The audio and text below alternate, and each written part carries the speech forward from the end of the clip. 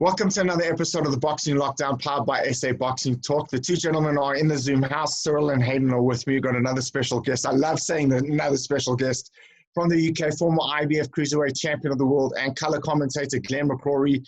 Glenn, welcome to the Boxing Lockdown. It's great. It's great to talk to you. I know it's very difficult circumstances worldwide, but great fun for South Africa and South African boxing. So, Glenn, I want to talk to you about your career first, and let's go back to 1989, which was a very sore moment for South African boxing, but a very special moment for you. You were making your maiden defense against South African cruiserweight Cesar Makatini. We actually all thought we were going to win that fight, but obviously you had other ideas. For about six rounds, so did I. So I want you to go back to that moment and those memories and tell us what goes through your mind when you think of that defense with Cesar Makatini.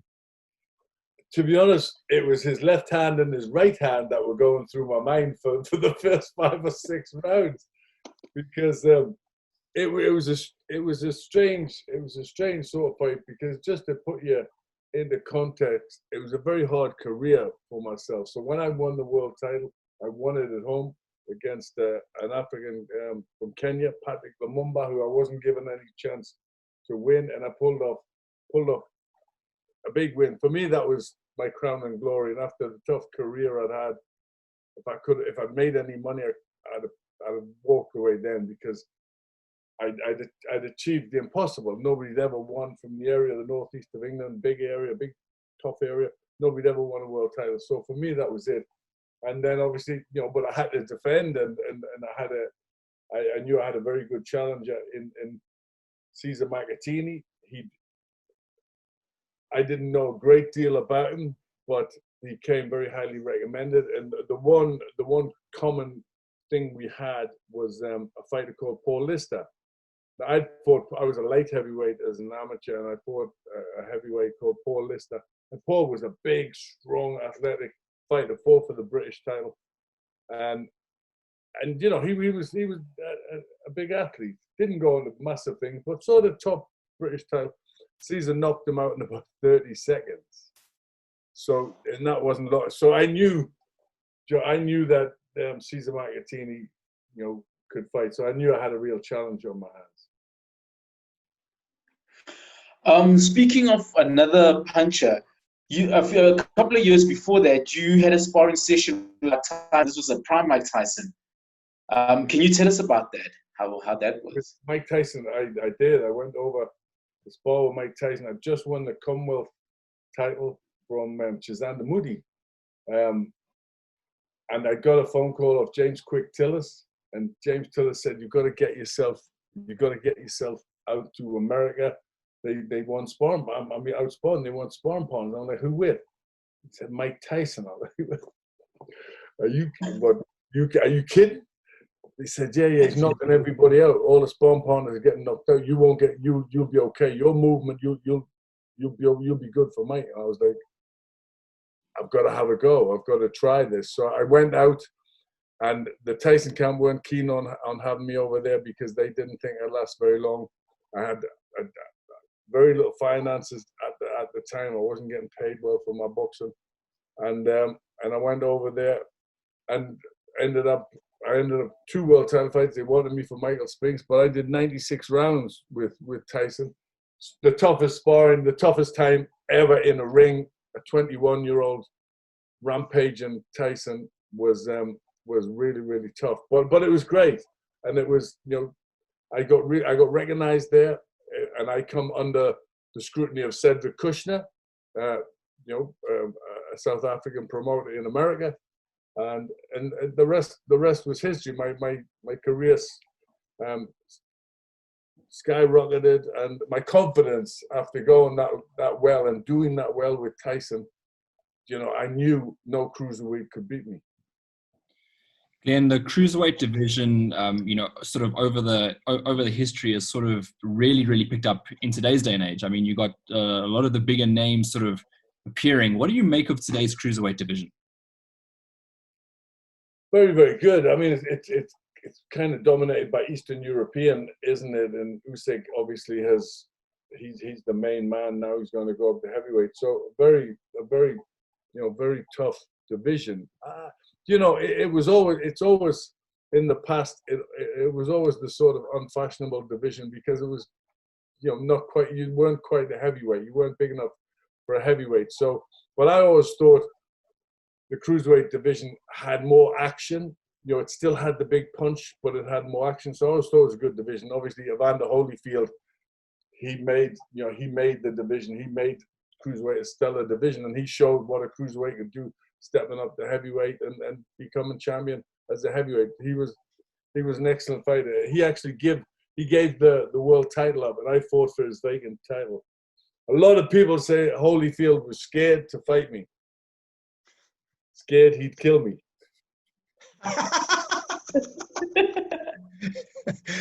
Glenn, I want to go back to your trainer, the late Bowie Williford, who passed away, I believe, last year. Yep. And he came to South Africa in 1991 when Rusty Zarin fought Gary Murray at the Grub Centre in Cape Town. But what was it like having an American trainer at that stage? Because there were no great British trainers like I suppose there are today. So what was that experience like training with Bowie? It was mixed with Bo because I had very little time with him, and for the first part of my career up to that point, I didn't have a trainer. I got a manager called Bob Williford, and he decided in his great knowledge that he would then train me, and it was basically because he had a young undefeated heavyweight, a prospect. I mean, I was only really a light heavyweight, but they put me in with a heavyweight in my first fight, and I knocked him out in 90 seconds, an undefeated guy. So I was immediately put in. He didn't hire a coach. He wanted to do it himself to get the money. So it was very tough, the early part of my career. And then Bo came along, and that was a bit of a breath of fresh air. In the early days, I went over to America. The problem was I was earning no money. I was getting really badly sort of ripped off in those early days.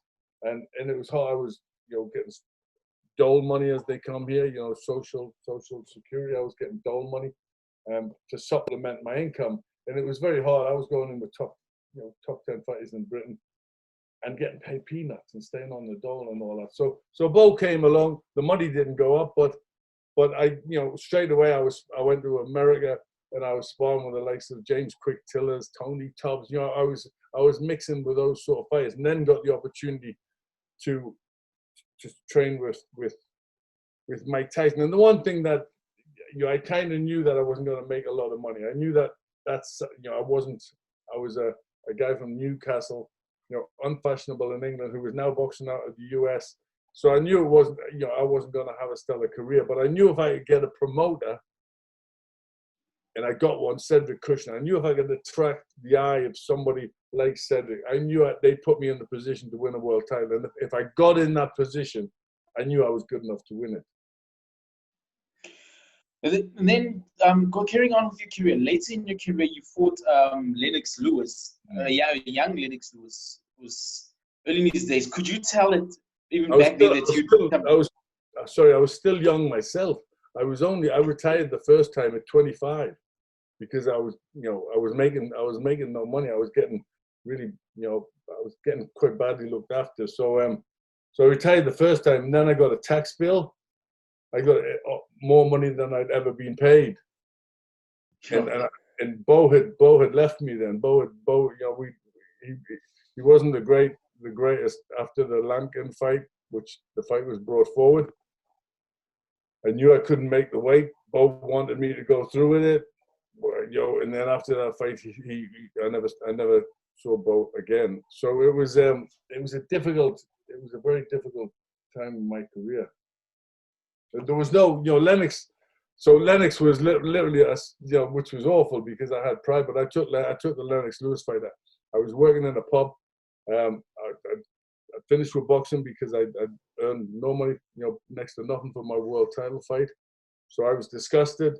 Never wanted to fight again. And then I got a bill of the tax saying I owed them £80,000, and I had to pick a fight with somebody. And The only guy I thought I could make £80,000 with was Lennox Lewis.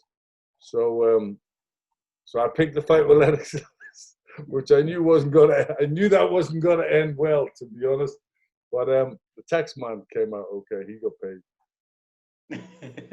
It wasn't, you know what? I won the world title, and I was happy for getting there, and I made a career out of commentating afterwards. But it was a very tough career because I was not looked after, you know, terrifically well. And I think in a lot of ways that was Bo's fault.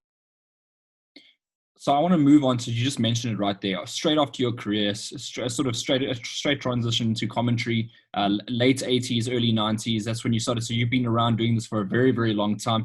What was the transition like? Did you find it natural to you, or was it difficult in the beginning? You know, I've always loved boxing. I've always, you know, I've loved the drama of boxing, and as a young man, I've acted myself, and you know, done theater and TV, and I you know, for me, you know, I mean, if you saw under my desk, I've got every book in the world. And as a kid, the first book I ever got, I learned to read with this one called "Given to the Angels," the story of Harry Greb. So I've got hundreds of books under my desk. So I was very much a student of boxing. I was very much, you know, I love the history, you know, grabbing Mickey Walker and reading about Gene Tunney and Jack Dempsey and the long count and all the history of boxing. And then Muhammad Ali was my hero, and I loved everything about Muhammad Ali. So I got the chance, when I won the world title, I got an interview for the radio, BBC Radio, and it was a gentleman called Ian Dog. And we just, you know, he just pressed the right buttons, and I just started to talk about boxing and my love of it and the history of it. And then he went on to commentate on my fight with Para Lumumba. After the fight, I heard his commentary, which you know, to this day is just unbelievable, because the atmosphere it was the first world title fight ever in the northeast of England. You know, the fans are mad here, as you know, with Newcastle United. And his commentary was superb. After the fight, he got headhunted off a new TV company called Sky TV, and they asked him, "Who do you want as a co-commentator?" So I was just 24 years of age and world champion, and he said, "Well, I've just done the fight of the new cruiserweight champion of the world. He's so passionate about boxing, we might have to do something with his accent, because he speaks another language called Geordie, which is the regional dialect. It's just the dialect that we have in the Northeast. So he says we might have to work on his voice, but he'll be great." And that was it. The rest, my friend, is history. And then I was there for 27 years. As soon as I managed the English language. Glenn, I want to go back. I don't know if you get this joke in South Africa. I don't know if you know anything about Geordies. Yeah, we do. Yeah, definitely. Yeah. Good stuff. Sting's a Geordie. Glenn, I want to go back to the Lennox Lewis, and if I recall, many years ago. No, I know you. I know we don't have to, but I want to talk about how you actually got the Lennox Lewis fight, because you were at a British Boxing Awards evening. You had a few Writers Awards, correct? You were drinking a lot of red wine, and you knew you needed to make some money, and nothing like an ex-champion's name on an up-and-coming fighter's resume. And you went up to Lennox and challenged him in front of everyone. Is that correct? Can you tell us that story? I did. I was kind of thinking of, how am I going to get this money? How am I going to do this? And you know, now you'd look and you'd get advice, and you're an accountant and all the rest. But when I won the world title, I was on the dole. I signed off the dole in the ring. It was, you know, really, I made no money. Really cool story.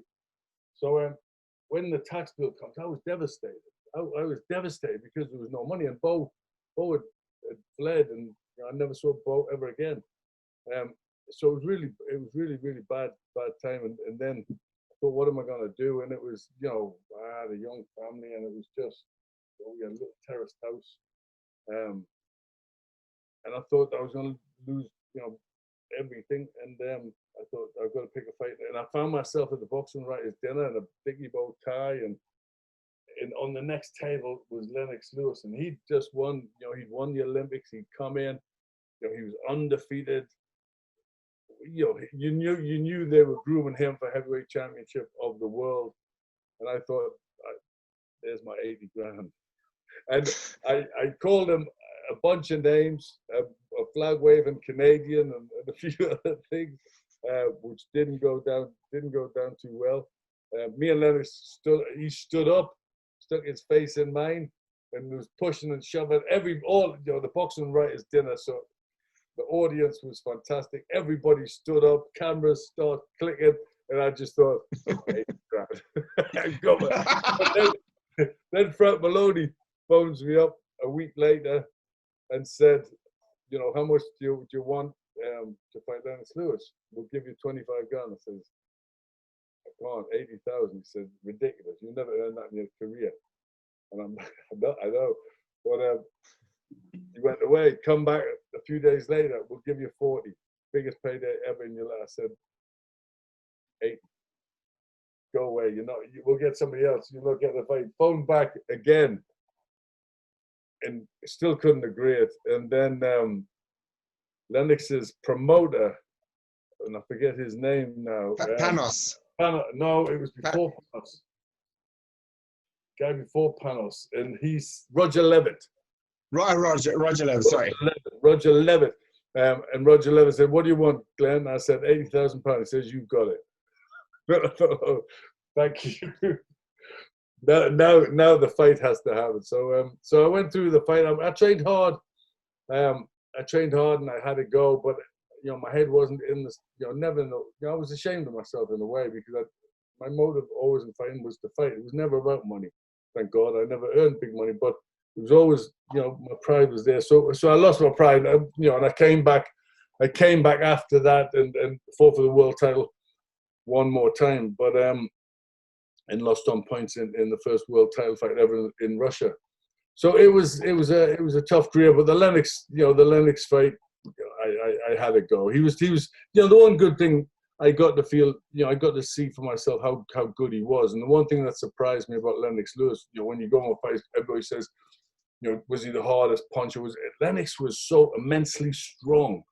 He was, you know, superbly physically strong, and that surprised me, because he literally threw me about like a rag doll in the ring, which fighters hadn't done. I mean, from 19 years of age, you know, I'd been in with some very good fighters and sparred with Bone Crusher Smith at 19, Trevor Burbick.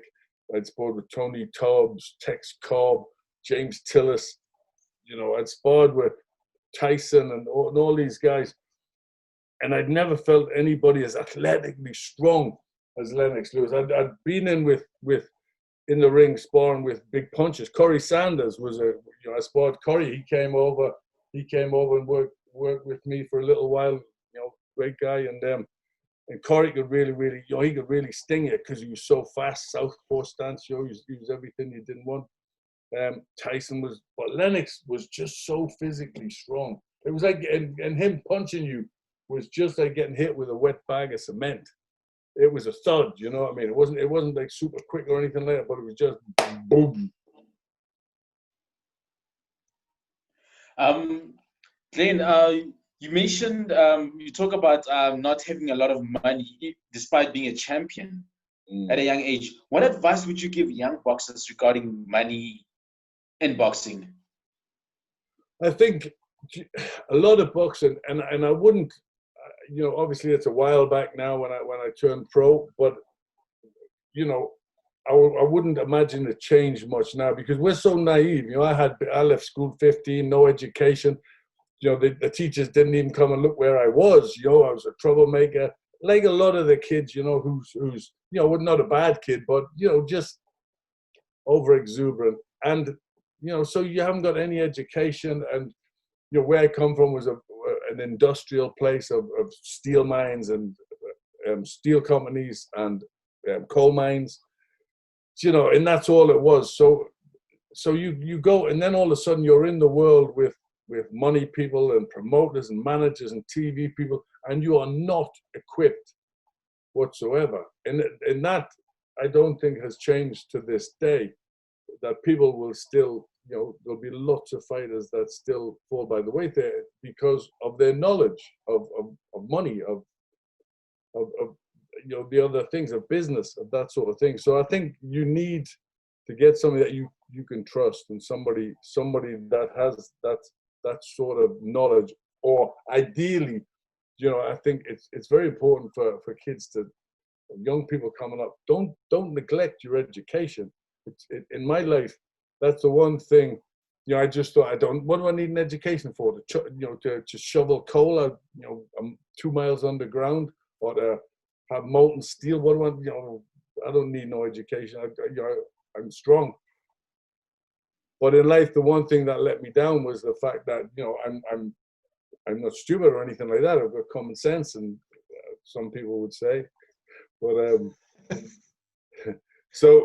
but it's really important to just stick in at the things and if you're a fighter, learn some basic, learn about money, learn about business. It's these days you can learn stuff online, you can get courses, you can go to college and you can do all that sort of thing. But know what you're doing with money. Have a bit of a brain, because I just put it in other people's hands. What I liked earlier, they kept it. Glenn, what I liked earlier was you mentioned that you read a lot. You're a student of the game, particularly during, and I know you obviously have your own autobiography as well. During COVID-19 and the whole pandemic, have you been able to get through any boxing books? Have you been doing any sort of reading? The book I'm reading at the minute is Donald Trump, because obviously Donald Trump was in boxing. I stayed at the Trump Plaza. And he's got a book, Think Big and Kick Ass, and that's it. And you can tell, this must be a book 20, 30-year-old. You can tell he's going to be a very powerful man. You can tell by the way, he takes no prisoners in everything that he does. So I'm just, I'm not saying I'm an advocate of everything Donald Trump, but he's a person that I met and was around. He was always at the fights. He backed Tyson. He still has, over the year, not now obviously, but he's had an involvement in the fight game. So that's a book that I just wanted to see how a man can be so ruthlessly powerful. And in the book you can read that in anything that you do in life, you have to have this one-track mind. If you're going to be the best fighter in the world, if you're going to be successful in anything, you have to have that mindset of, I'm going for this. Nothing's going to get in my way, and people will come and try. And you have to have that strong nature to say, no, my path is not going to be. I'm not going to be pushed off my course. So yeah, that's what I'm getting through at the minute. But there's the boxing books. There's so many, isn't there? There's so many great books. But I love the old ones. As I say, that one, Given to the Angels, Harry Greb, is written in a different sort of style, because he's from the 20s, a great fighter, one of the greatest ever, and tragic, as so many boxers have, a tragic story. And Glenn, I actually want to touch on that, and I want to talk about that. As you've progressed through your commentary career and so forth, and you've seen how the world's moved towards social media and so forth, do you not agree that fighters of today have a far bigger voice and are heard a lot more than, say, the fighters of your generation because of things like social media? There's a lot more transparency. People want instantaneous gratification, so they follow their star on Twitter. And when the star goes to the toilet, for example, and takes a shit, they know about it. Do you think that there's a lot more transparency now than there was back when you were fighting? And do you think that's a good thing? Like all things in life, it can work both ways, because the social networking side of it is great, because you can, you're seeing people who are bloggers selling out arenas for fights. So you can, if you have the talent and the self promotional skills to do that, you can have a fantastic career. But how many young people have that? You know, I mean, most young fighters coming through probably don't even have a computer. You know, don't have the opportunity to do that. And if they do, yes, it can be great, but it also can be very, very cruel. Social media, because I would, maybe I'm old fashioned, but I do train fighters, and I'm getting that is where my career is going to go. Full-time training and managing, that's where I want to go for the next stage of my career, because I've got so much to pass on. But I think the social media thing can also be very dangerous, because you've seen the damage that social media can cause. And if a fighter is not popular, or if a fighter does not have a good performance, I mean, he can, social media can be murderous. It can be the most horrific thing. So I think in boxing, I'm very much old school, and I like the simple way. And my fighters, you'd want to get them to get somebody in the team to use social media so they have a voice and they have it for the right thing, but to then protect them from it. So you put the good things on about them, and then you keep them away from the negative side of it, and the criticism and all the things that they're gonna have to face.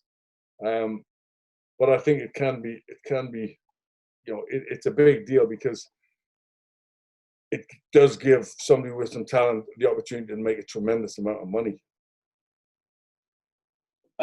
Going to your career as a commentator, which fight that you called would you say was the most memorable fight that you ever called?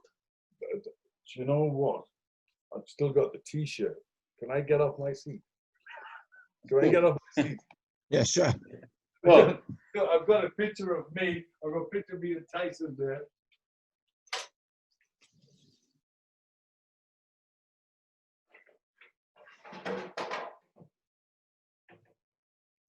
House is falling down.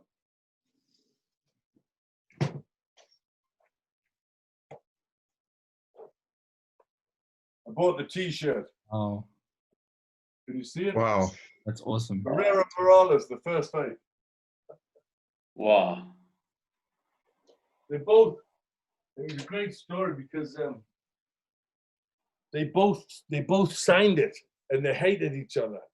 But we got great access. We got an interview with Marco Antonio Barrera, and me and Ian Dog at the time, it's going back to the year 2000, 20 years ago, and February 19, 20 years ago, and we got to that fight, and it was in the Mandalay Bay in Las Vegas, and me and Ian Dog were wondering, what we were doing there. To be honest, two Mexicans, top of the bill on a Mexican holiday. And I think we were the only European broadcasters there, and we were thinking, like, who are these guys? So up and coming minor weight Mexicans, like, who cares? And then they put on the most unbelievable, absolute. I mean, it's one of those fights, and I love commentating. I love being ringside, and I love the passion. It just enthralls me. And you're struggling to speak. It was just absolutely jaw-dropping skills and ferocious activity that they were producing was just out of this world. And it was fantastic. And then obviously they would go on to be boxing legends. But at the time it was they would. I think that fight really sort of triggered them off in the worldwide appeal. But we were actually wondering why we were even there. But I'm glad we were. So again, I want to step away quickly from the boxing career, something that sort of you do activities outside of the boxing ring, which is sort of mountain climbing. You've enjoyed that. So I wanted to talk about that. Which mountains have you climbed, and which mountains do you still have to climb? Do you know what? I'm not a mountain climber. I got asked to climb Kilimanjaro off a guy I'm getting friendly with on the internet. He said, "Do you fancy climbing Kilimanjaro?" And I said, "Yeah, why not? I've always fancied doing that." So we agreed. We signed up to climb it, and then he told me he was in a wheelchair. he had the same disease he had the same illness that killed my brother, Friedreich's ataxia. So he was in a wheelchair. I'm like, how we're gonna? Oh no, I've got a specially adapted one that I move. If I move the levers, it moves. And we went there. It was the most amazing trip. 10 days, on 8 days to get straight up there with a wheelchair. It was just the most unbelievable trek ever. And we got it up. We got a wheelchair on the summit. Fantastic. So and then when I on the way down, I got a phone call from another charity, and they said, "Would you do something? Congratulations! Would you do something for us? Would you climb Mount Everest?" Now I think I'd been drinking whiskey or something on the way down, celebrating, and I said yes. Anyhow, so I didn't really think they were serious, but so they said, well, you've got to do a training climb, because obviously you've never climbed a mountain. I mean, Kilimanjaro is tough, but it's not ropes and snow, and I mean there's snow at the top, but it's not. I mean, so they said that it's not Everest, and they said Manaslu. You've got to do Manaslu. The Gurkha, Nims Persia, who we were doing it with, who did the record for the 10 highest mountains he did in 6 months, which broke the record by 7 years. So we were going up with him. Unbelievable man. And so he said, you got to do a training climb, you got to do Manaslu. So I climbed the 8th highest mountain in the world, which was just pure nuts, crazy. It was amazing, but I Camp 4, right at the very top. We're in the death zone, and I'm outside my tent with oxygen on and all the rest of it. And a woman next to me with her shirt started shouting, and she was 6 foot away. So I started filming. I thought it was funny. Then she just keeled over, dead. And it was, wow. They had to get her body down because helicopters can't get up that high. So they had to get her body down, and it was just unbelievable. It was and seeing people fall in crevasses and not refusing to cross ladders, and it was probably the scariest thing I've ever done in my life. And to be somebody that had never had a pair of crampons on, had never used a rope, had never climbed with a rope, I mean, if you lost a glove in 2 minutes, you had gangrene, you lost your fingers. It was just so that was the trial. So I was supposed to be out doing Everest now, but they've cancelled all the Everest climbing, and they've hiked the money up. So it doesn't look like the Everest will happen, because of the numbers doing it. They've made it so difficult to do nowadays. So I did climb the 8th highest mountain in the world, but after that I'd give up alcohol. Then, so you were talking about that being your scariest moment. I want to talk to you about your most bizarre moment doing commentary. What was the most bizarre fight that you ever called, and you were sitting there behind the mic thinking, how am I even going to articulate what I'm just saying? I think I may have told you a story, but Riddick Bowe, Andrew Gallotta, we sat.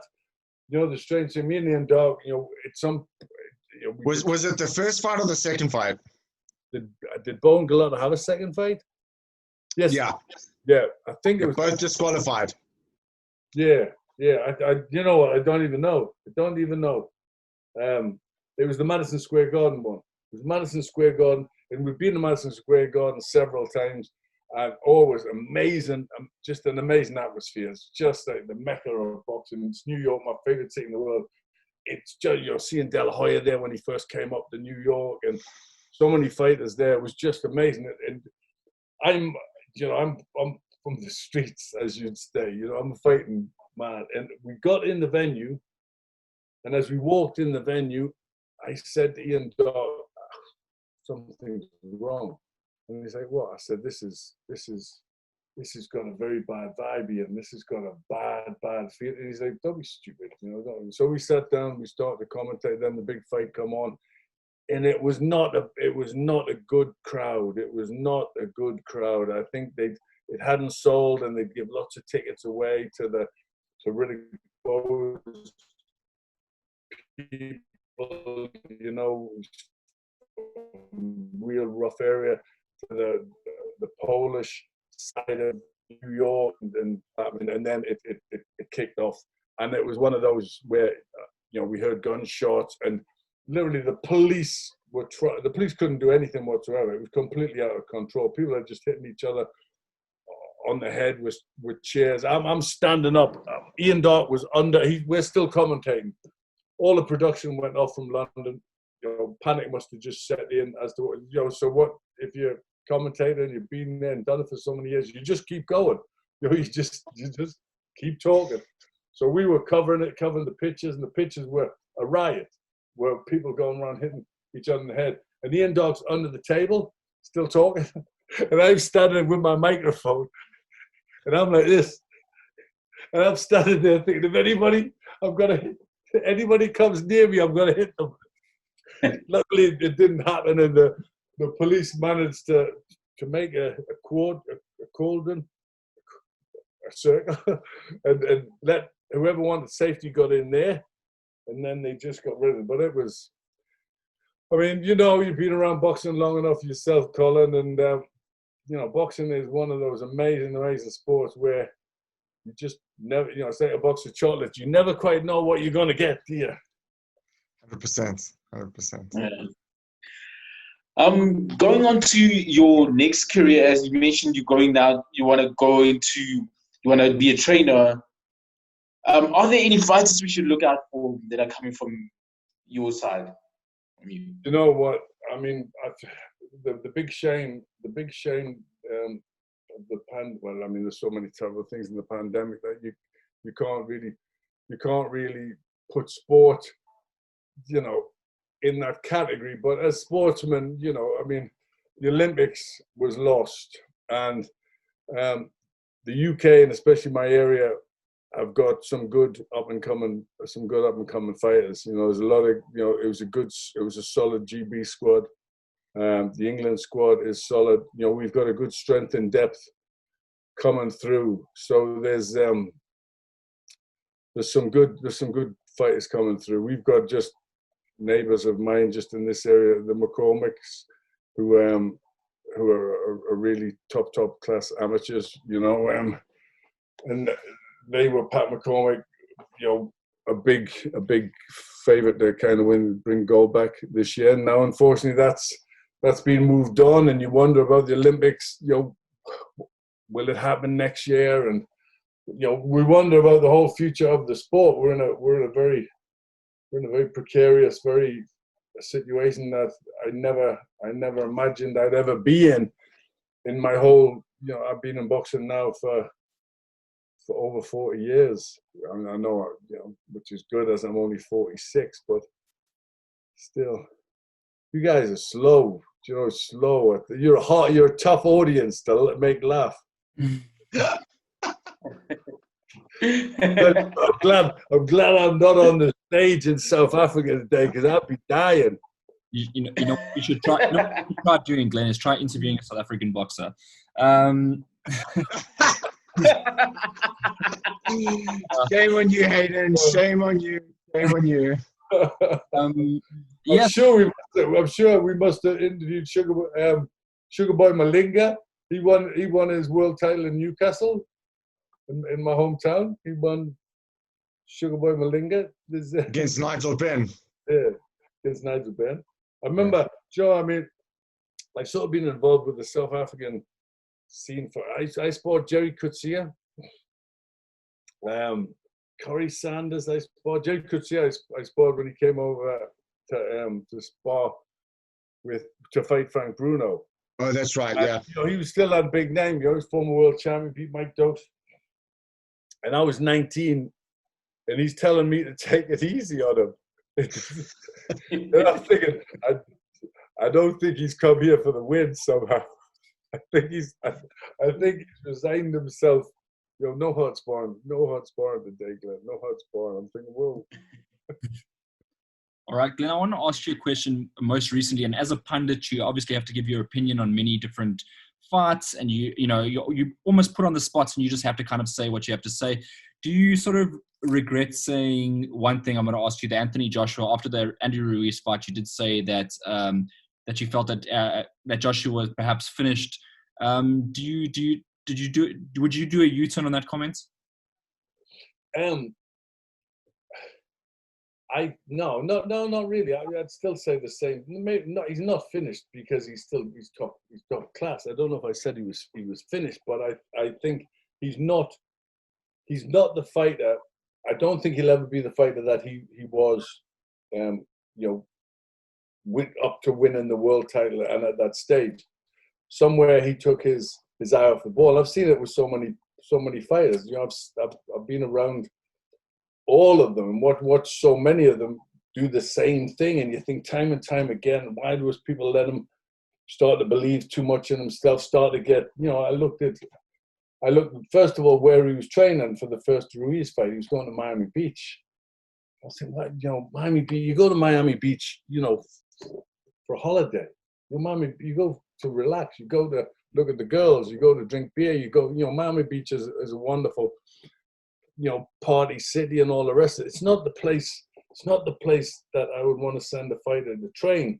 And then I saw his team in the gym, a picture of his team, and there was 52 people or something there. And it was like, well, there's a massive team of 20, I'm exaggerating, but there's a massive team of 25 people. I'm like, so what, so what he's got now is he's lost reality. He's got a lot of people just telling him how great he is and all the rest of it. And then obviously the fight. So then when he had the second fight, that was a fight that he should have, learned by the mistakes, and he should have come back and he should have gotten rid of a very poor Andy Ruiz, who, admitted he didn't barely train for that fight. And it looked like he hadn't trained for the fight. So then when that fight happened, for me, they asked me who was going to win. I said, Joshua's going to win. It's going to be a good comeback for him. He'll smash Ruiz. And then when he had the fight and he boxed with fear. He boxed scared. He boxed. It was, yes, he did what he had to do, but he should have beat Andy Ruiz every day of the week, twice on Sundays. And an out of shape Andy Ruiz, not doing disrespect Andy Ruiz, he does enough disrespect to himself by not getting himself in the sort of shape that he should be as a world champion. So for me, the talk is, I like Anthony Joshua. I think he's a lovely kid, I've got a lot of respect for him. But, when people ask my opinion, say, is he the top class name? Is he going to be what he was? I think he's lost that now. It's very hard. It's very hard to be that street kid and that tough guy when you've made the millions. When you've had so many people telling you how great you are, and you've made that much money. It's very hard. The great fighters can keep that going and keep, but for the vast majority of us, it's very hard. I mean, I'm making money, but it's still hard when you get that, when you get there, when you get to the top of the tree and you think, what am I doing this for now? Glenn, I was going to say you don't look a day older than 45, but having said that, your last parting shot for the boxing lockdown. My last what, sorry? Parting shot. Parting shot, what does that mean? Yeah, your last comment for the show. All right, for the show. Do you understand me when I speak English? Sometimes. No, I just want to remind all the South Africans out there of the 11th round in a place called. Just remember that. Just remember who's the daddy. Glenn, it's been such a pleasure having you on the show. You and I go back 20 years, and it was great seeing you last year in Saudi Arabia. I'm not 46 though. Well, not yet, but I'll get there.